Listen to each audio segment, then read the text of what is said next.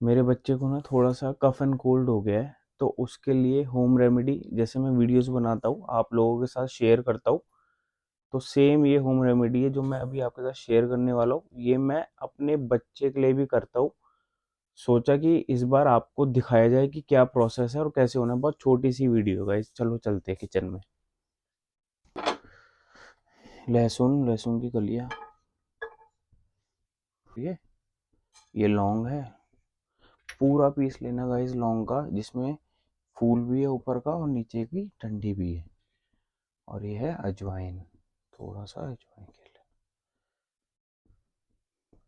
लिए 1 चम्मच अजवाइन था, ठीक है।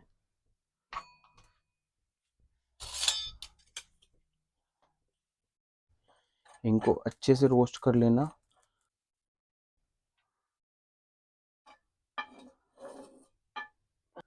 ये एक छोटी सी पोटली बनाई है हमने अपने बेबी के लिए, और आप लोग प्रे करना कि वो जल्दी से ठीक हो जाए, उसको कोल्ड एंड कफ हो गया है, तो प्लीज़ प्रे।